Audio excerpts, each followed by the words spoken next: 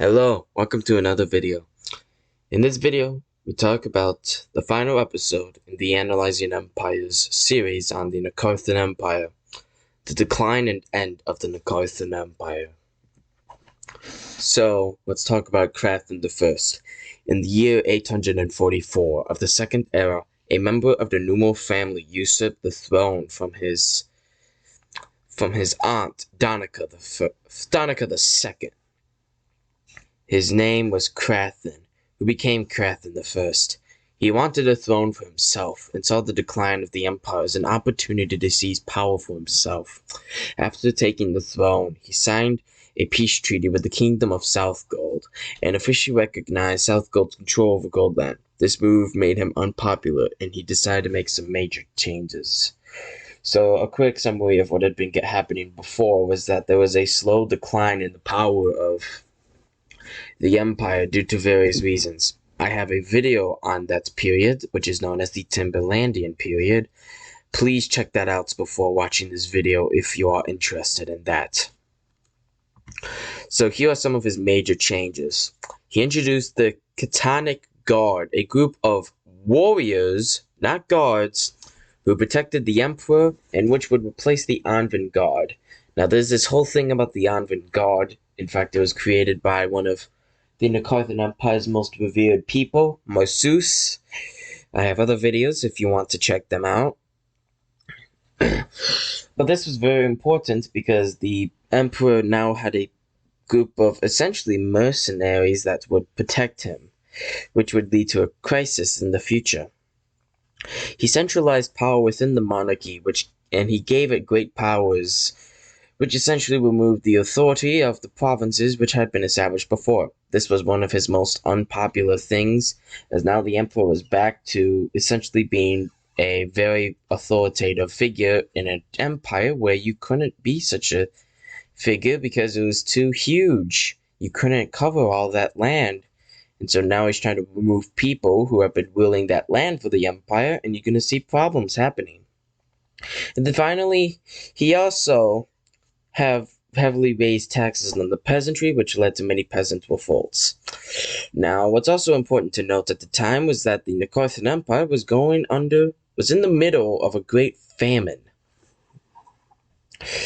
And so, with this great famine going on, you see that, well, with the peasants being taxed and everything, disease and famine is going to heavily increase due to this fact. And so you're going to see the Nakarthan Empire's decline being heavily influenced from this. And then there's Nakarthan II. When his father died in the year 857, the empire was left in shambles. Nakarthan I reforms did nothing but ruin the empire more, and Nakarthan II followed his father's steps. He raised tax on the Algamorans, who revolted in response. The Algamorans would revolt into a massive rebellion and would lead into a period of time in which the Algamorans would be under a second genocide.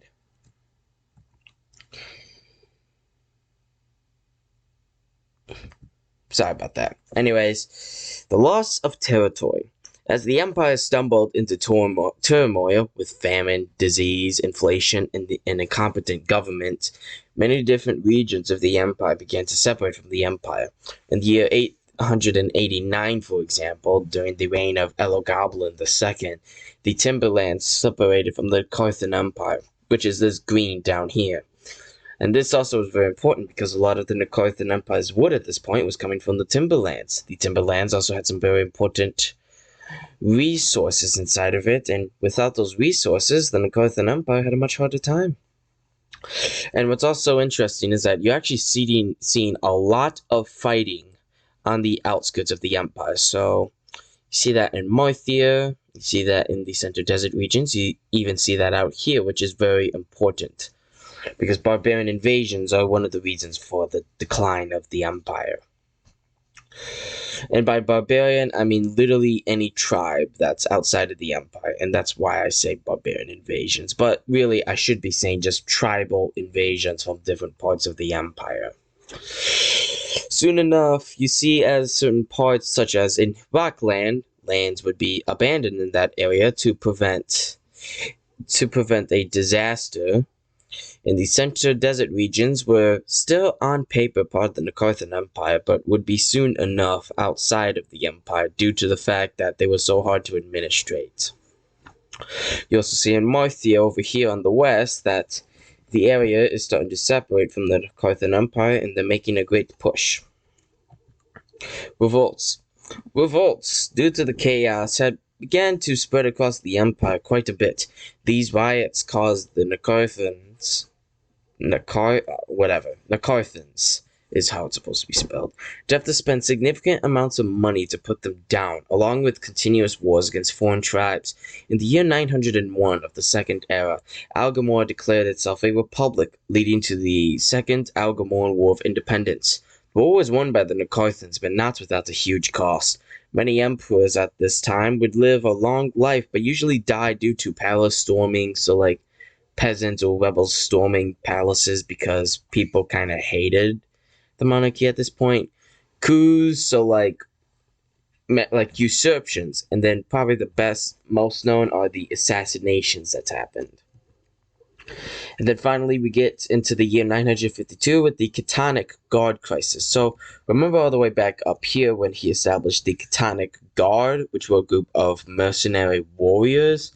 Well, now this is going to bite them back in the rear because a man named Sengal would usurp the throne from a man in the throne named Heckelson the 11th. After taking over, he refused to pay the guards, whom in response overthrew him, kicked him out of the city, and declared the Catonic Empire, with the new emperor being Jeltar I, who raised his own army. The Nakarthan Empire would eventually beat this rebellion, but it would take well over 10 years with millions of dead, and Sengal dying in the process. There was a lot of chaos during this period of time, and the city in Nartha was greatly reduced.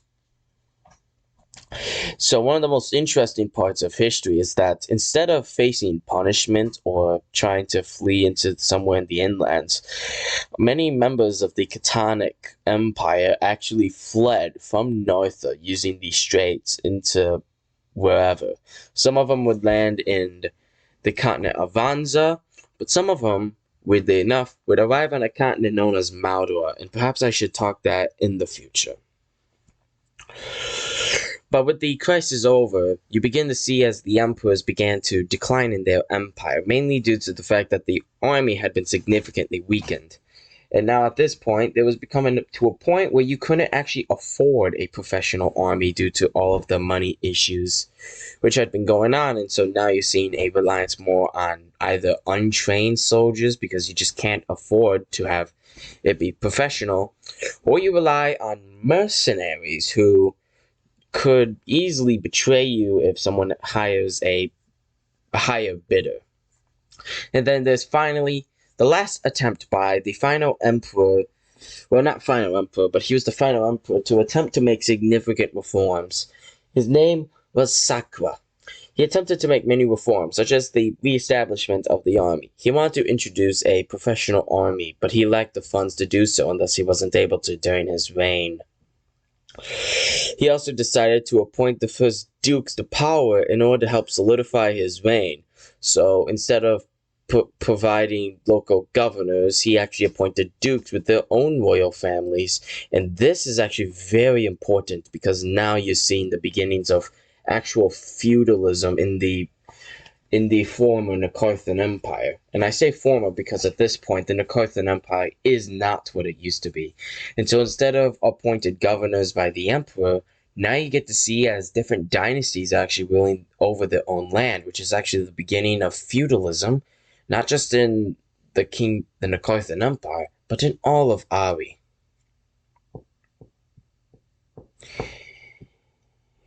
He also lowered taxes and attempted to do many other reforms. However, he was assassinated in the year 999, and all future emperors would backtrack on these reforms, other than the Duke's one, and would continue to bring the decline of the empire. So what would cause this massive decline throughout the period of over 100 years? So, as I said before, armies were becoming more reliant on untrained soldiers or unloyal mercenaries. And so you see that your armies would either betray you at any second, or they just couldn't fight well because they were being less trained and less well equipped. Emperors did not try to do anything better for for their empire or for their people, but instead they did it for their own power. Now, this always happens. Like, you don't just want to stay an emperor just so you can help the people. You want to always make sure you keep your power. But what I mean by this is that these guys went to the extreme, and they would make decisions that would further their power almost no matter what the consequences were for the many peasants that they were supposed to rule over and all the other people. Local nobles were able to gain more power and often undermined the power of the emperor. And so you see, like, royal duke families and other families that are set up across the empire, and you get to see the beginnings of feudalism, a decentralized Nakarthan empire, which is going under some major problems due to the weather changes. As I've said in my previous video, the weather is also becoming more colder. And that's probably one of the most important things to note, is that the weather is getting colder during this period of time, which is causing a lot of famine because you are not able to grow food. But at this point, the recovery is already beginning because people are starting to get used to the cold. But still, the effects of that whole cooling down of the world event cannot be understated. The corruption of the empire was often rampant, such as bribes and everything, and oftentimes emperors would promote the idea of corruption, or just willing to do whatever to keep power, gain power. And then finally, another important one is infrastructure was not renewed, and it was left to just be run down, which slowed the time between different parts of the empire.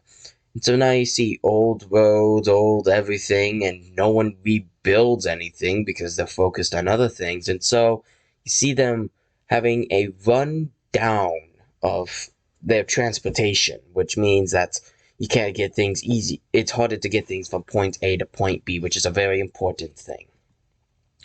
Then finally, we get to the nail of the coffin, I like to call it.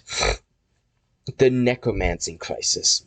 In the year 1007 of the Second Era, the emperor of the Nakarthan Empire, Umogadian, died. This left the empire in a period of about 30 years, but there was no emperor at all. This is also known as the anarchy of the Nakarthan Empire, due to the fact that there was no government. Well, there was many local nobles, but there was no emperor to actually do anything. In the year 1030, a group of necromancers managed to bring back one of the emperors in the Nakarthan Empire, Sengal I, back to life due to his immense brute strength. Well, they resurrected him. They resurrected him specifically because of his strength. So that's a mistake on my part. He became the emperor once again in the year 1036, in a period sorry about that. And a period of constant fighting began, with revolts spreading across the empire due to the emperor being undead and essentially the puppets of the elite and powerful. In this period of time, the monarchy essentially relinquished most of its power and also lost the rest of the West. Anyways, soon enough, a civil war began in the year 1044, which lasted until Sengal's second death in battle in the year 1054. A string of weak emperors continued to rule in the Nakarthan Empire. In this period of time, dukes gained significant powers and positions of control within the empire, and essentially did whatever they want, such as raising their own professional armies, which some were able to do. And thus, in the year 1128 of the Second Era, after what would become known as the Numakin demonstration, the dukes of the title of the emperor abolished demanded that the title of Emperor be abolished in the Nakarthan Empire. Not able to fight back, Emperor of the Nakarthan Empire, Amelstan, stepped down from power, ending the Nakarthan Empire and creating the Kingdom of Nakara.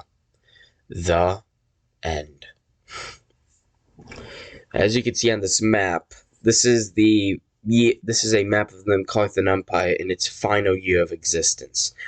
They still have a good grip on Algamore, and they even have a good, I think this is a Shuek Peninsula. I don't exactly have a name on this peninsula, but they have a pretty good grip of it. And this is the Nakarthan Empire at the end of its reign. Thanks for watching.